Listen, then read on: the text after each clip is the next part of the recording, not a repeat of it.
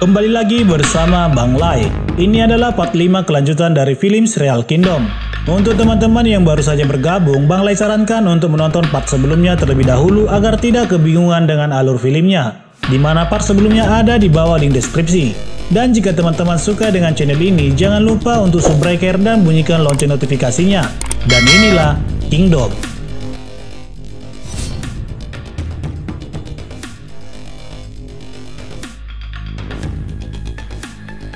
Film berpindah kepada putra mahkota yang beristirahat di pinggiran sungai. Terlihat dari raut wajahnya terpancar kesedihan atas kematian para penduduk di hadapan matanya.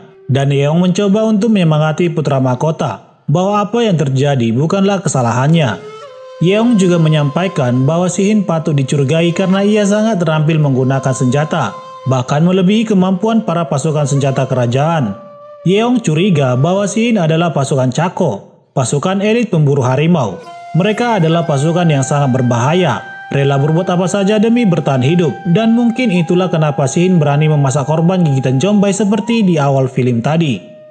Di tengah obrolan mereka, datanglah Si-hin menyampaikan bahwa pasukan kerajaan tidak mengejar mereka. Si-hin juga mengatakan bahwa ia telah memeriksa desa di sekitar, di mana desa itu belum terjangkit wabah Jeonbei. Namun rumor keberadaan para Jeonbei itu telah tersebar dan membuat warga desa pergi mencari tempat yang lebih aman. Laporan selesai. 쫓아오는 군사들은 없었습니다. 다들 소문을 듣고 불안에 떨고 있었습니다. 텅 빈 집들이 많은 걸로 보아. Sementara Xiaobi pergi masuk ke dalam hutan mencari tumbuhan obat untuk mengobati luka di tangan putra mahkota. Namun tiba-tiba ia mendengar suara pergerakan dari rimbunnya hutan belantara. Mendengar suara teriakan itu, putra mahkota Shin dan Yeong segera berlari untuk menyelamatkan Xiaobi. Posisi kuda-kuda siap tempur pun segera dilakukan, dan muncullah sosok monster yang mengerikan.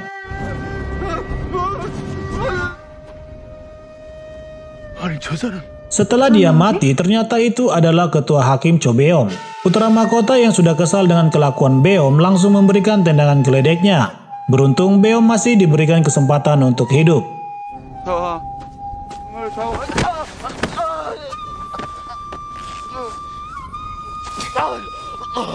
Yeong yang melihat hal itu langsung menanyakan tentang apa yang terjadi kepadanya.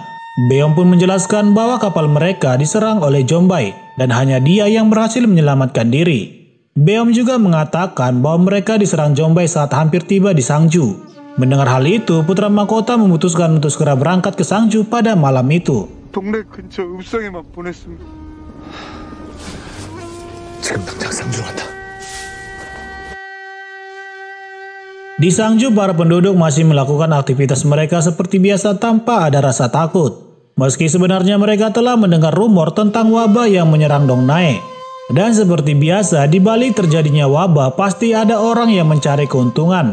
Jika di Indonesia wabah corona menyebar, maka ada penimbun masker dan penjual rapid test bekas. Sementara di Sangju, terlihat seorang lelaki menjual jimat untuk menangkal wabah virus dan serangan makhluk halus. Dagangannya pun laris manis meski harganya cukup mahal.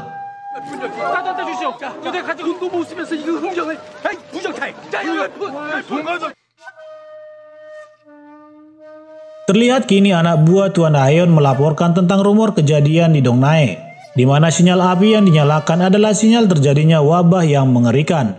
Mayat yang telah mati dapat bangkit pada malam hari. Mendengar hal itu, Aeon sebagai panglima besar kerajaan Joseon memutuskan untuk turun gunung. Di perjalanan anak buahnya datang dan mengatakan bahwa ada sebuah kapal di pinggir sungai, yang kemudian mereka pergi untuk melihat kapal tersebut.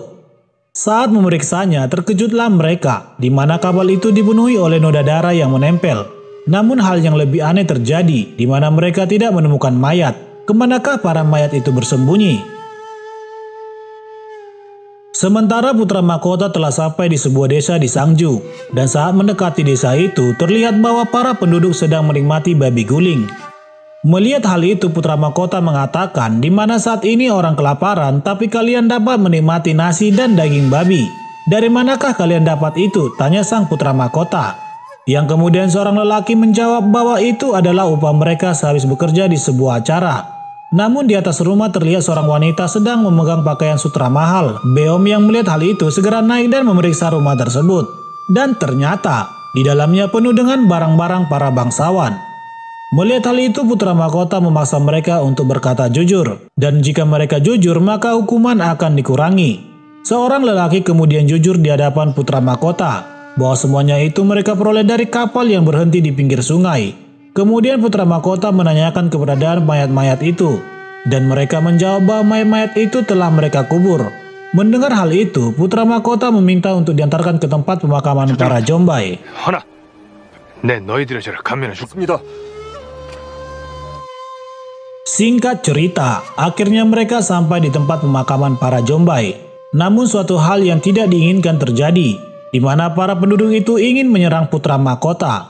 Mereka beranggapan bahwa setelah ini mereka akan dipenggal oleh kerajaan. Daripada mati konyol, maka para penduduk itu memilih untuk melawan putra mahkota. Namun putra mahkota mengatakan jika mereka tidak memberitahu di mana mayat itu dikubur, maka kematian akan terjadi bukan hanya kepada mereka saja, melainkan ke seluruh daerah Sangju. Putra mahkota juga mengatakan jangan menjadi orang gila oleh makanan. 배고픔에 귀까지 멀었더냐? 지가 어디 있는 것이냐? Dan pada akhirnya para penduduk menunjukkan di mana para Jombai dikuburkan. Namun naas saat itu matahari mulai terbenam, pertanda bahwa para Jombai itu akan bangkit. Dan benar saja, para Jombai itu pun bangkit dari dalam kubur. Melihat hal itu, putra mahkota menyuruh para penduduk untuk berjuang bersama membasmi para Jombai yang telah bangkit.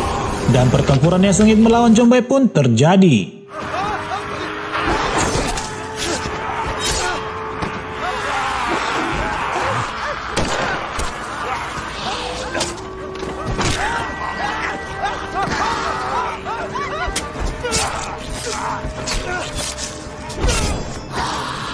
Di tengah situasi yang semakin mencekam dan mensadiskan, tiba-tiba saja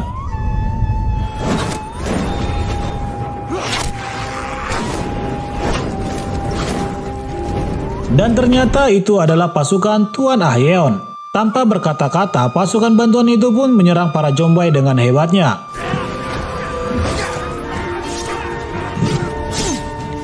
Singkat cerita singkat, akhirnya mereka dapat menaklukkan para Jombai tersebut. Saat melihat putra mahkota, Ahyeon pun berlutut untuk menghormati putra mahkota sang pewaris tahta.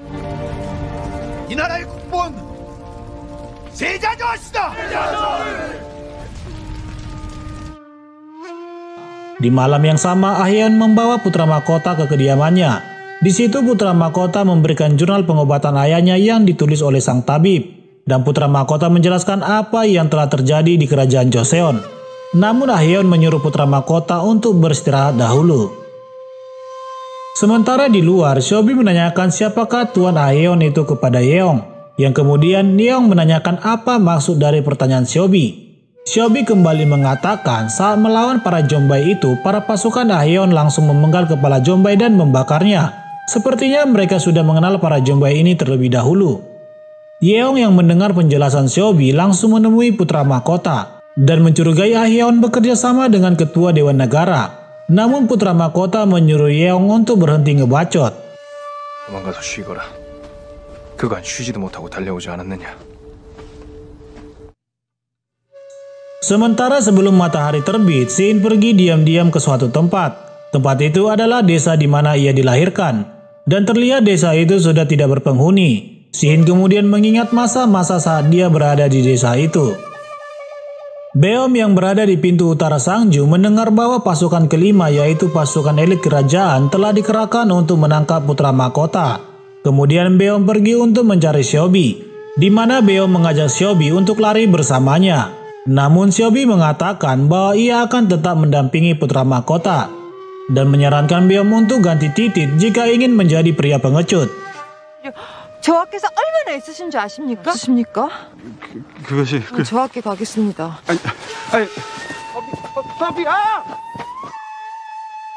Sementara jauh di istana sang ratu, terlihat para ibu-ibu hamil dikumpulkan dan dijamu dengan makanan yang begitu lezat.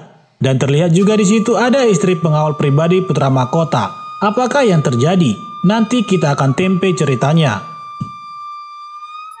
Berhubung posisi raja saat ini telah kosong, maka sebagai gantinya ratu dinobatkan untuk memimpin kerajaan sementara waktu.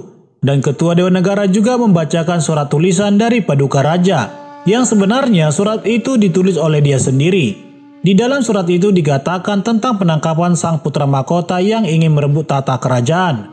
Sebagai pemimpin kerajaan sementara waktu, sang ratu langsung menugaskan para pejabat kerajaan untuk melunasi utang rakyat ke pinjaman online dari akun-akun kredit Botunaiku dan lain-lain. Ratu menugaskan untuk membasmi wabah Jombay yang telah mewabah di berbagai tempat. Dan salah satu cara adalah menutup semua pintu gerbang yang menuju Istana Joseon. Dalam bahasa saat ini disebut dengan PPKM karantina, dan film pun bersambung. Oke teman-teman, Bang Live film ini akan kita lanjutkan di part 6-nya, part terakhir dari season pertama. Oleh karena itu jangan lupa, jika teman-teman suka dengan channel ini langsung aja subbreaker dan bunyikan lonceng notifikasinya. Dan terima kasih sudah menonton filmnya. Dan sampai bertemu kembali di part selanjutnya.